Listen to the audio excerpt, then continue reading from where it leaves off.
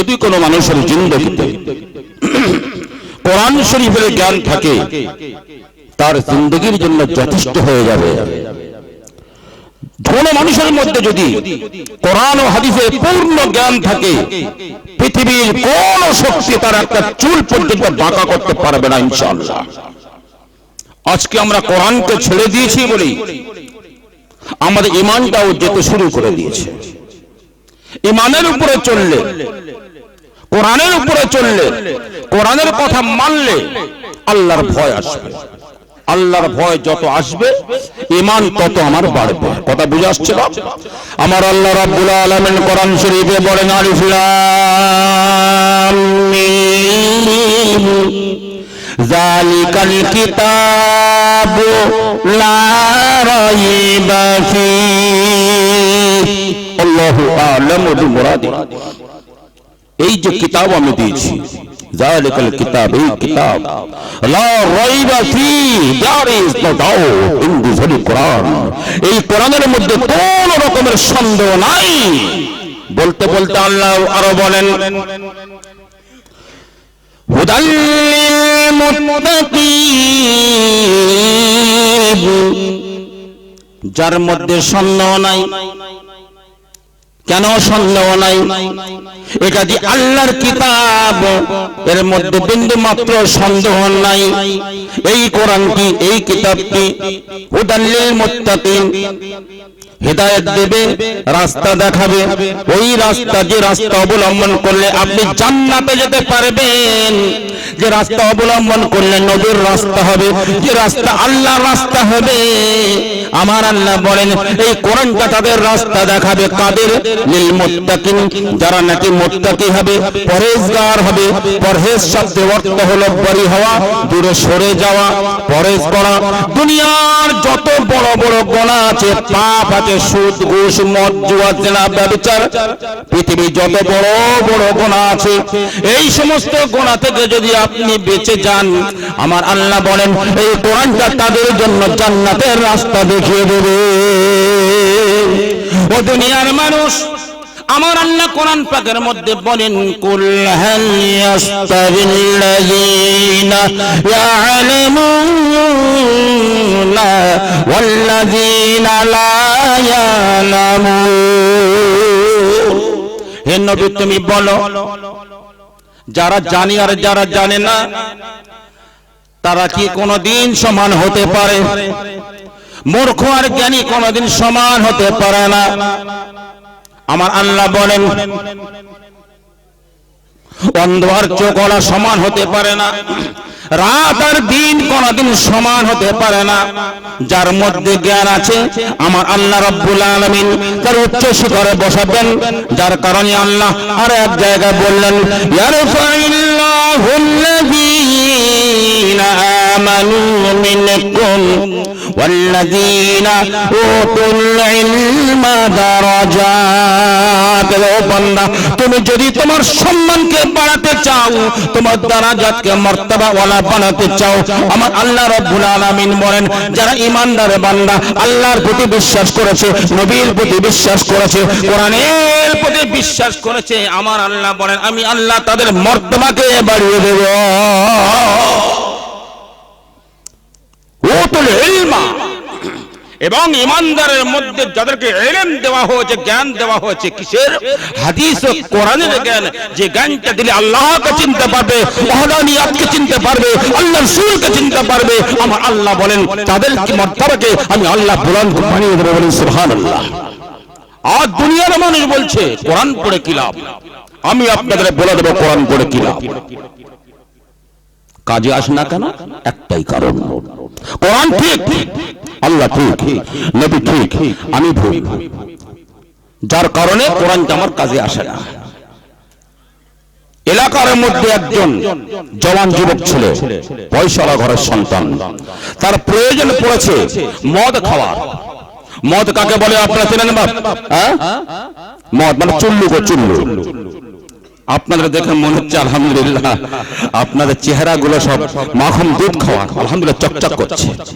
আমাদের বাড়িপুরে খাসমালিক মার্কাজ নাম শুনেছেন, যোগীবরতলার মোড়, ওখানকার ছেলেরা গোটা মুসলিম এলাকা, ওরা চুল্লু খায়। চুল্লু কি জানেন না? একটা কুকুরের সামনে এক পেয়ালা চুল্লু দেবেন, আর একটা পেয়ালা দুধ রাখবেন, একটা কুত্তা ছেড়ে দেবেন। কুত্তা শুকে শুকে চুল্লুকে লাথি মেরে ফেলে দেবে, দুধটা চেটে ফুটে খেয়ে নেবে। অবাক, কুত্তা ওই চুল্লুকে ঘেন্না করে। যে কুত্তা চুল্লুকে ঘেন্না করে, সেই চুল্লু মানুষ তো দূরের কথা মুসলমানের সন্তান খায়, বলুন নাউজুবিল্লাহ। আল্লাহ হেফাজত করুন, আল্লাহুম্মা আমিন। তো ওই সন্তান মদ খাবে, চুল্লু খাবে, বাপের ভয়েতে ভাই 500 টাকা আমাকে দিত, 500 টাকা দিয়েছে, আগামী সপ্তাহে দিয়ে দেবো। এক সপ্তাহ যখন পার হয়ে গেল, ভাই টাকা দে। তো টাকা তো আমি দিয়ে দিয়েছি। কখন দিয়েছিস? হ্যাঁ দিয়েছি, কিন্তু দেয়নি। কথা বুঝে আসছে? সে কি 500 টাকা নিলি? আমি দিয়েছি, প্রমাণ কি আছে? তুই যখন দিস তখন কোনো প্রমাণ ছিল? বলেন না। আমি যখন ফেরত দিই তখন কোনো প্রমাণ নেই। ছেলেটা গরিব ছেলে, এলাকার মানুষকে বলল, বিচার ডাকলো, পঞ্চায়েত হলো, শত শত মানুষ সবার সামনে বলছে আল্লাহর কসম আমি ওর টাকা ফেরত দিয়েছি। ছেলেটা বলছে টাকা তো তুমি দাওনি, মিথ্যা বলছো কেন? আমি দিয়েছি। মুসলমান কি করে? যখন কোন রাস্তা থাকে না তখন বলে কোরআনটা মাথায় করে নিয়ে বল, আমি মেনে নেব। কি ভাব, তাই না? বলে কোরআনটা মাথায় করে বলে, হ্যাঁ। পাপ করে করে হৃদয় পাষাণ হয়ে গেছে। কোরআনটা মাথায় করে নিয়ে বলছে আল্লাহর কসম, খোদার কসম, জনসমক্ষে আমি বলছি আমি ওর 500 টাকা গতকালকে ফেরত দিয়েছি। এই নেতের কোরআন। এ বোকা বেনে গেল। সে কি? আমি শুনেছি কোরআন শরীফ মাথায় করে মিথ্যা কথা বললে মাথায় বজ্রাঘাত পড়ে। কোরআন তো ক্ষতি করলো না। কোরআন যখন ক্ষতি করতে পারলো না, ফলাফল দেখাতে পারলো না, এই কোরআনকে আর মানা সম্ভব নয়। মানুষ তো মনে জাগবেই, মনের দুঃখে গড়গড় গড়গড় করতে করতে চলে যাচ্ছে। হঠাৎ একটা মাদ্রাসার সামনে থেকে যাচ্ছে, একটা কচি বাচ্চা বলে আসসালামু আলাইকুম চাচা। বলে তুই মাদ্রাসার ছাত্র না? বলে হ্যাঁ। দূর দূর হয় এখান থেকে, চাঁদা চাই তুই যাস, মেরে ঠ্যাং ভেঙে দেবো। বলে কেন চাচা অমন করছো? বলে এই যে কোরআন তোরা পড়িস, সেই কোরআন নিয়ে মিথ্যা কথা বলেছে, সবার সামনে মাথায় বজ্রাঘাত পড়লে না, ও কোরআন আমি আর মানবো না। ও কোনো কাজ করতে পারে না, আমরা আর কি করবে? চাচা অমন কথা বলতে নাই না রে বাবা। দেখলাম অনেকের সামনে বললো, চলো তো চাচা। ওই মাদ্রাসার ছাত্র সেই লোকটার হাতটা ধরে নিয়ে গেল পঞ্চায়েতের সবার সামনে। লোকটাকে ডাক, বলে ভাই তুমি তো বলেছো টাকা দিয়েছি। বলে হ্যাঁ বললাম, তো আবার কতবার বলবো? আর একবার বলবে? বলে হ্যাঁ বলো। একবার কোন 1000 বার বলবো? বলো কোথায় বলেছো? বলে এই জায়গায় দাঁড়িয়ে বলেছি। হাজার হাজার মানুষের সামনে মাদ্রাসার ছাত্র বলছে এই জায়গার মাটি একটু খোলো। মাটি যখন খুললো, ছেলেটা উঁকি মেরে দেখছে, বলে হয়নি, আর একটু খোলো। এক হাত খুললো, হয়নি। এক হাঁটু খোলো, বলে হয়নি। এক কোমর খোলো। এক কোমর যখন খুলেছে, উপর থেকে মাদ্রাসার ছাত্র উঁকি মেরে দেখছে, হ্যাঁ এইবারে হয়েছে। তুমি তো এই জায়গায় বলেছিলে। বলে হ্যাঁ। গর্তের নামও সেই জায়গায় গর্ত করা হচ্ছে। ওই জায়গার নামও নেমে তুমি একবার বলো যে আমি ওর 500 টাকা ফেরত দিয়েছি। নিচে নেমেছে, দে দে দে কোরআন দে, কোরআন দে। হৃদয় তো পাষাণ হয়ে গেছে না। উপর থেকে মাদ্রাসার ছাত্র কোরআন শরীফ মাথায় তুলে দিয়েছে। তুলে দিয়ে বলছে ভাই তুই বল যে আমি ওর টাকা ফেরত দিয়েছি, একবার বল। যেই মাথায় তুলে দেয় সঙ্গে সঙ্গে কাঁপা কাঁপি শুরু হয়ে যায়। বলে ভাই ওর টাকা আমি দিয়ে দিয়েছি। বলে একবার জোরে বল। বলে একবার কেন, আমি 1000 বার অ্যাডভান্স আমি বলে দিচ্ছি, আমি ওর টাকা ফেরত দেই নাই, মিথ্যা বলেছিলাম। জোরে বলুন সুবহানাল্লাহ। সমস্ত মানুষ পেরেশান হয়ে গেল। ব্যাপারটা কি? ওই মাদ্রাসার ছাত্র বলে শোনো চাচা, জানে না ভাই, জানে না, ব্যাপারটা অন্য কিছু নয়। আমার আল্লাহ কোরআনে বলেন হুদাল লিল মুত্তাকিন, এই কোরআনটা হেদায়েত দেবে, এই কোরআনটা রাস্তা দেখাবে। যারা আল্লাহকে ভয় করবে, ঈমান রাখবে, হারাম থেকে বাঁচবে। ও দুনিয়ার মানুষ শুনে নাও, এই কোরআনটা হলো পবিত্র। আর আমার আল্লাহ কোরআন পাকের মধ্যে বলেন লা ইয়ামাসসুহু ইল্লাল মুতাহহারুন। আমার কোরআনকে তোমরা অপবিত্র অবস্থায় স্পর্শ করো না, পবিত্র অবস্থায় কোরআনটাকে ছোঁয়ো, তাহলে ফলাফলটা পাবে। এই দুনিয়ার মানুষ কত মদ খেয়েছে, সুদ খেয়েছে, হারাম খেয়েছে। সুদ খেলে যদি সুদ করে বলা হয়, হারাম খেলে তাকে হারাম করে বলা হবে। হারাম খেয়ে খেয়ে খেয়ে খেয়ে যে রাস্তা দিয়ে চলেছিল সেই রাস্তার মাটি পর্যন্ত নাপাক হয়ে গেছে। কোরআন শরীফ পবিত্র, নাপাক মাটির উপরে দাঁড়িয়ে মাথায় নিয়ে যখন বলল কোরআন তার ফলাফল দেখাতে পারে নাই, এক কোমর মাটির তলায় এখনো অপবিত্র নয়, পবিত্র আছে, পরিষ্কার মাটি আছে।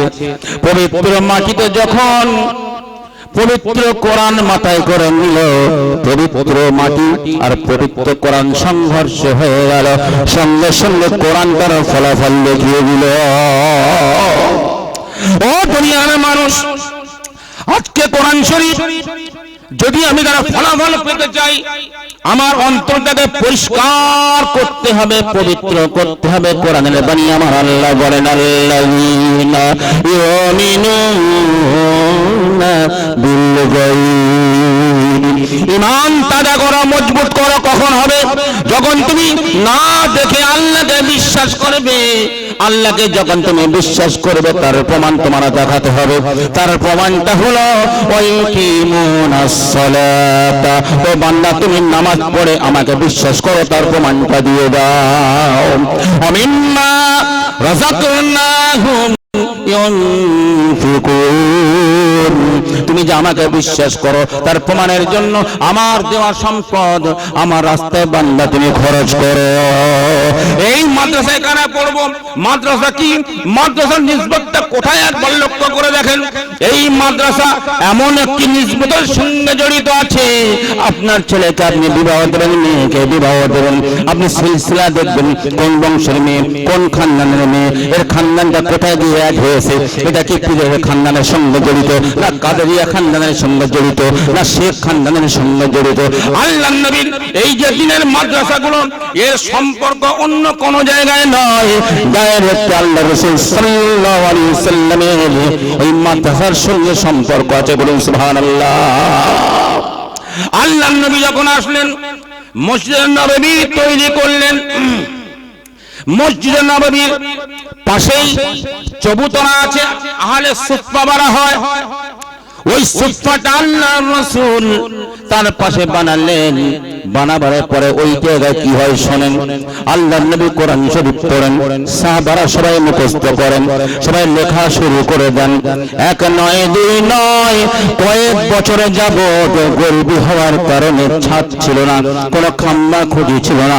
সাহাবারা যখন যার সময় হতো, সেই জায়গায় কোরআন তেলাওয়াত হতো, কোরআন মুখস্থ হতো, কোরআন হিফজ করা হতো, কোরআনের মানে বলা হতো, কোরআন তাফসীর করা হতো, কোরআন ব্যাখ্যা করা হতো, কোরআন শরীফ লেখা হতো। ও দুনিয়ার মানুষ, এই যে মাদ্রাসা, এর সম্পর্ক অন্য জায়গায় নয়, এর খানদানটা কি একবার লক্ষ্য করুন। আল্লাহর নবী আসহাবে সুফফার সঙ্গে সম্পর্ক। আল্লাহর নবী ইলমে এত মর্যাদার কথা বলে গেছেন। যারা হজ করতে গেছেন, যারা উমরা করতে গেছেন, গিয়ে দেখবেন মসজিদে নববীর জায়গায় আছে, আর আসহাবে সুফফাটা 1 ফুট উঁচু করা আছে। বাবু ওই জায়গায় 1 থেকে 1.5 ফুট উঁচু আল্লাহর নবী নিজে করেছেন। তার কারণটা কি একবার শুনে নেন।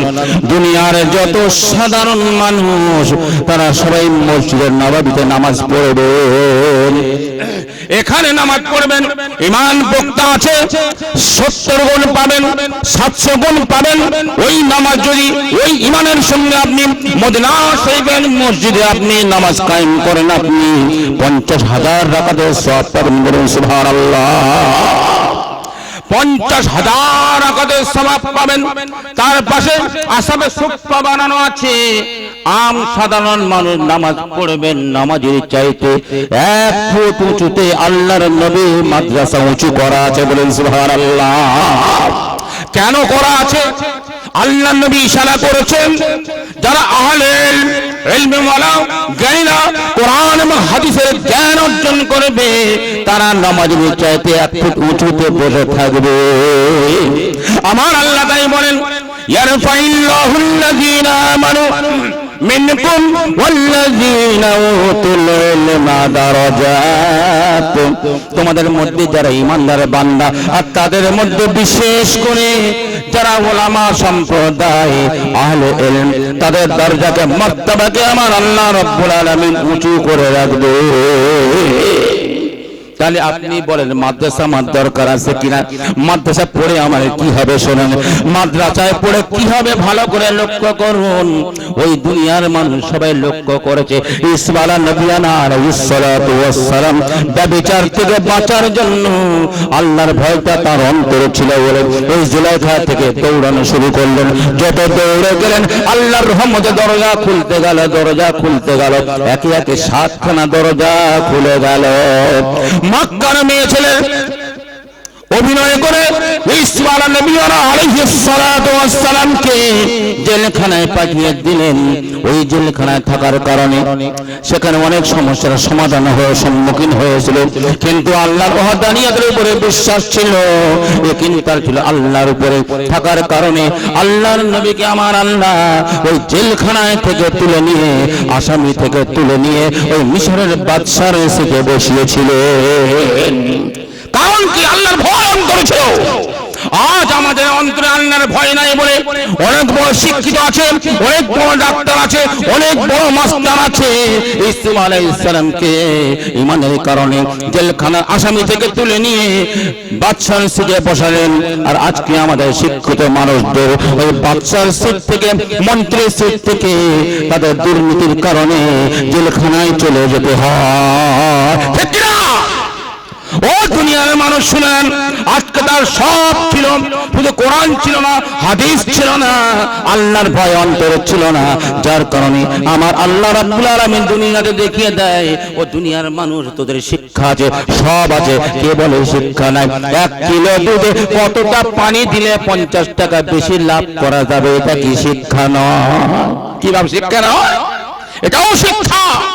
কিন্তু আল্লাহর নবী বলেন দুধ কম হয়েছে, রুজির মালিক আল্লাহ, 1 ফোঁটা পানি তুমি মেশাবে না, এটা হলো সুশিক্ষা আর এটা হলো কুশিক্ষা। এই কুশিক্ষার কথা কোরআন বলে না, বলে না। যদি মানুষ কোরআন শিক্ষা করে আল্লাহর ভয়েতে পাপ থেকে রুখে যাবে, ব্যভিচার থেকে রুখে যাবে, চুরি থেকে রুখে যাবে, ওই বান্দার চাল চুরি করবে না, টাকা চুরি করবে না, পুকুর চুরি করবে না। আজকে কোরআন ফাঁক নেই বলে আজকে আমাদের এই দুরবস্থা। আল্লাহ ওয়ালা মানুষ কোরআনে হাফিজ, বসে বসে কোরআন তেলাওয়াত করেন। একটি মেয়ে ছেলে আসলো, জঙ্গলে ফুল তুলতে তুলতে হারিয়ে গেল, সন্ধ্যা হয়ে গেল, আর উপায় নাই, পিছন ফিরে তাকিয়ে দেখে খুঁজে অন্ধকার, কোথায় তবে জবান যুবতী আমি একা, বাঘের ভয়, জন্তুর ভয়, সাপের ভয়, পেরেশান হয়ে গেল। হাঁটতে হাঁটতে হাঁটতে হাঁটতে একটা দেখলো জঙ্গলের পাশে একটা ছোট কুঁড়ে ঘর, টিম টিম টিম টিম করে বাতি দেখা যায় দূর থেকে। ওই মেয়েটির মনে আশার সঞ্চার হলো, এখানে আমি সাহারা পাবো। সেই ঘরের কাছে গেল, গেট টুকটুক করে আওয়াজ দিল, কে আছো ভাই? আমি বড় পেরেশান, মজবুর হয়ে গেছি, রাতের অন্ধকারে আমাকে একটু সহযোগিতা করো, আমার একটু তুমি সাহায্য করো। হঠাৎ দেখতে সেই জায়গায় ঘরের মধ্যে একটা মাদ্রাসার ছাত্র কোরআনে হাফেজ, কোরআন শরীফ তেলাওয়াত করতেছিল। দরজা যখন খুললো, মেয়েটি চমকে গেল। ওই সর্বনাশ, যেখানে সন্ধ্যা হয়, যেখানে বাঘের ভয়, সেখানে সন্ধ্যা হয়। আমি জওয়ান যুবক থেকে পালাবার চেষ্টা করেছিলাম, আমি যার ঘরে আওয়াজ দিলাম এখানকার জওয়ান যুবক ছেলে, আমি একদিন যুবতী নিয়ে আমার নারীর সতীত্ব রক্ষা করা সম্ভব নয়। মেয়েটি তখন বলল, ভাই আমি একটু আশ্রয় চাই। মেয়েটি ছেলেটা বলল, কোরআন হাফেজ বলল, চিন্তা করো না, ঘরের মধ্যে এসো, খাটের উপরে বসো। খাটের উপরে যখন বসলো, বসার পরে ওই মাদ্রাসার ছাত্রটা কোরআন শরীফ তেলাওয়াত করা শুরু করে দিল। কোরআন শরীফ তেলাওয়াত করে, আর মাঝে মাঝে ডান হাতের আঙুলটা নিয়ে মোমবাতির উপরে আস্তে আস্তে করে রাখে। কিছুক্ষণ পরে আঙুলটা টেনে নেয়, আবার মোমবাতির উপরে দেয়, আবার আঙুলটা টেনে নেয়, আবার মোমবাতির উপরে দেয়, আবার আঙুলটা টেনে নেয়। মেয়েটির ঘুম হয় না, বড় বড় টেনশনে পড়ে গেল, রাত হয়ে গেছে, না জানি কি হয়। চিন্তা করতে করতে করতে করতে সকাল হয়ে যায়। মেয়ে কি বলছে, ভাই আমি চলে যাব। কোথায় যাবে তুমি? তুমি আমার আমানত। রাস্তা কিছু হয়ে গেলে আমাকে দোষারোপ করবে, আমি তোমাকে দিয়ে আসবো। মেয়ে কি বলছে, ভাই আমি তো যাব, তবে একটা প্রশ্ন ছিল আমার। বলে কি? আমি দেখলাম তুমি পড়তে পড়তে মাঝে মাঝে ডান হাতের শাহাদাত আঙুলটা নিয়ে আগুনের উপরে রাখছো আর তুলে নিচ্ছ, রাখছো আর তুলে নিচ্ছ, এর কারণটা কি? বলে তুমি বুঝবে না। বলে একটু বলো না শুনি। কোরআনে হাফেজ বলে, বোন শোনো, তুমি যখন ঘরের মধ্যে ঢুকলে তোমার পেছনে পেছনে একটা শয়তান ঢুকে গেল। আমি কোরআন তেলাওয়াত করি, শয়তান এসে আমার কানে কানে বলে, আরে টুপিওয়ালা, আরে দাড়িওয়ালা, তোরা এত মাথা মোটা কেন, পাগল কেন? জঙ্গলের মধ্যে ছোট্ট কুঁড়ে ঘরে জলজান্ত খাসি আছে, বাঘের মতন ঝাঁপিয়ে পড়, অনেক মজা পাবি। আমি তখন ভাবছিলাম, আল্লাহ এই গুনাহ থেকে বাঁচার রাস্তা আমার করে দাও। সেই মুহূর্তে কোরআন পাকের আয়াত আমি দেখছিলাম, আমার আল্লাহ রাব্বুল আলামিন কোরআন পাকের মধ্যে বলেন, আম্মা মান খাফা মাকাম রাব্বিহি ওয়া নাহান নাফসা আনিল হাওয়া। আমার আল্লাহ বলেন, যে ব্যক্তি ভয় করবে, আল্লাহর সামনে আমার দাঁড়াতে হবে, এই ভয় থাকার কারণে ওয়ানাহান নাফসা আনিল হাওয়া, পাপের কাছ থেকে রুখে যাবে, মন চাই জিন্দেগিতে রুখে যাবে। যদি রুখে যায়, আমার আল্লাহ বলেন, ফাইনাল জান্নাতা হিয়াল মাওয়া, তার ঠিকানা জান্নাত হয়ে যাবে। আমি ওই সময় আমার ডান হাতের আঙুলটা নিয়ে আগুনের উপরে রাখছিলাম। আঙুল যখন সহ্য করতে পারে না, আমি বললাম, আঙুল রে, তুই যদি দুনিয়ার আগুন সহ্য করতে না পারে, কিয়ামতের দিন এর চাইতে 70 গুণ বেশি উত্তাপ হবে, বেশি গরম হবে। তুই দুনিয়ার আগুন যদি সহ্য করতে না পারিস, জাহান্নামের আগুন তুই কেমন করে সহ্য করবি বল? মনে বুঝতে পারার জন্য আমি এই রকম করছিলাম, যদি তুই সহ্য করতে পারিস তাহলে পাপ কর, গুনাহ কর। এমন সময় কোরআন পাকের আয়াত আমার আল্লাহ রাব্বুল আলামিন তার উপলক্ষে আমার গুনাহ থেকে বাঁচিয়ে দিলেন। জনগণ সুবহানাল্লাহ, বুঝে আসলো, যদি আপনার মাল সম্পদ থাকে, আপনাকে হেফাজত করার জন্য চাকর রাখতে হবে। আর ইলম থাকলে, কোরআন থাকলে, খোদার কসম, ওই ইলম আপনাকে হেফাজত করবে পাপ থেকে, গোনা থেকে, শোক থেকে, জিনা থেকে। জোরে বলেন সুবহানাল্লাহ। আল্লাহ রাব্বুল আলামিন আমাদের প্রত্যেককে যথাযথভাবে আমল করার তৌফিক নসিব করুন, এবং এই কোরআনের চর্চা করার জন্য এই মাদ্রাসায় আমাদের জান মন প্রাণ দিয়ে সহযোগিতা করার তৌফিক নসিব করুন। আল্লাহুম্মা আমিন। ওয়া আখিরু দাওয়ানা আলহামদুলিল্লাহি রাব্বিল আলামিন। আসসালামু আলাইকুম ওয়া রাহমাতুল্লাহি ওয়া বারাকাতুহু।